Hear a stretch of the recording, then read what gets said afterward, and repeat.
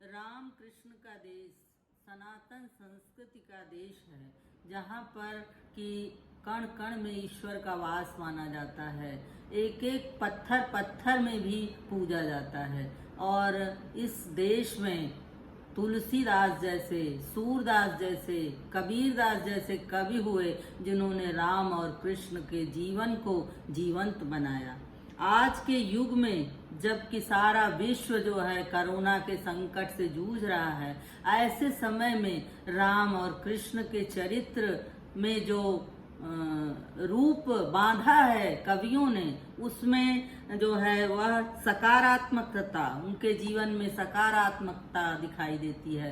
धैर्य है, लगन है, दृढ़ निश्चय है और सबसे बढ़कर जीवन में आशा है, उत्साह है। कोई भी परिस्थिति आ जाए, दोनों ही महापुरुषों के जीवन को हम देखते हैं तो राम हो चाहे कृष्ण हो, उनके जीवन में बचपन से ही संकट पर संकट आते गए, लेकिन कभी उन्होंने संकटों से, संघर्षों में कभी वो हतोत्साहित नहीं हुए, कभी उनका उत्साह कम नहीं हुआ। राम के चरित्र को लें, तुलसीदास जी ने, गोस्वामी तुलसीदास जी ने राम के चरित्र का जो वर्णन रामचरितमानस में किया कि उनको राज्याभिषेक होने वाला था और राज्याभिषेक होते होते उन्हें 14 वर्षों का वनवास दे दिया जाता है। सकारात्मकता देखिए कि वो वनवास के उससे भी वनवास जा रहे हैं, वनवास मिल गया उनको राज्याभिषेक होते होते, लेकिन उनको कभी भी कोई संकट नहीं, मुस्कुराते रहे। उसको भी उन्होंने कहा कि ठीक है, ये तो अच्छा अवसर है अपने देश को जानने का, समझने का, वन में जा करके जंगली जातियों से मेल जोल करने का और उनके माध्यम से समाज को एक नई दिशा देने का है। तो कभी वो उससे हतोत्साहित नहीं हुए, कभी उससे निराश नहीं हुए।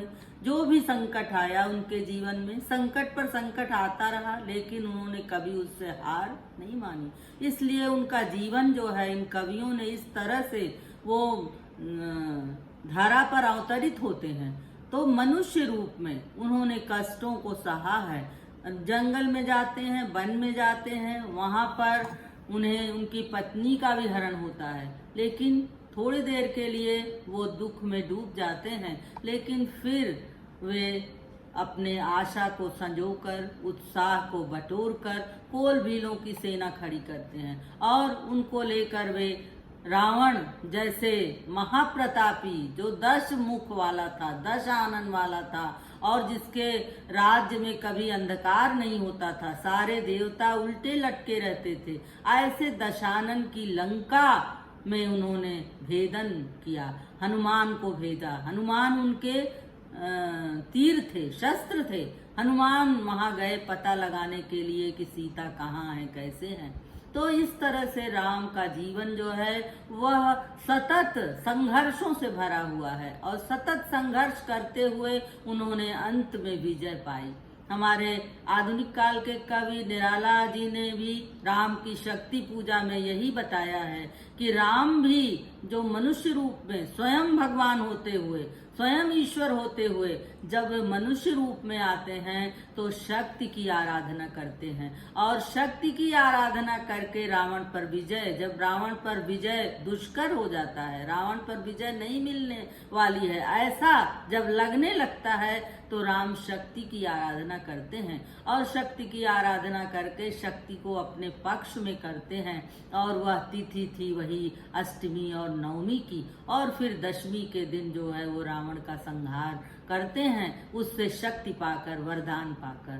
तो इस तरह राम और कृष्ण के जीवन को भी हम देखें तो कृष्ण भी बचपन से ही कंस के जेल में उनका जन्म हुआ, किस तरह जेल से वे बाहर आए, फिर पूतना और तमाम राक्षस जो है उनकी मृत्यु के लिए भेजे गए।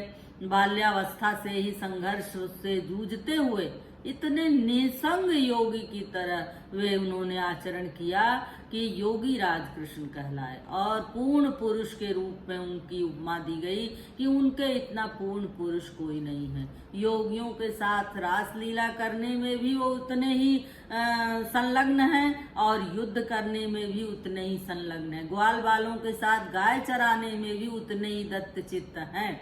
तो ये इसलिए वह 16 कलाओं से पूर्ण पुरुष के रूप में जाने जाते हैं, इसलिए कि वो रासलीला भी करते थे और युद्ध लीला भी करते थे, और गीता का उपदेश, गीता के उपदेशक के रूप में भी महाभारत युद्ध में अर्जुन के सारथी बने और गीता के उपदेशक के रूप में जाने जाते हैं। तो पूरा जीवन आप देखिए तो कृष्ण का जीवन भी संघर्ष और कठिनाइयों से भरा हुआ है, लेकिन कभी इनमें निराशा और हतोत्साह जैसा कोई लक्षण दिखाई नहीं देता है, क्योंकि मनुष्य जीवन ही सुख और दुख का मिला जुला रूप है। सुख हमेशा नहीं रहता, दुख हमेशा नहीं रहता, सुख भी आता है, दुख भी आता है। तो ये अनवरत रात और दिन की तरह आते जाते रहते हैं।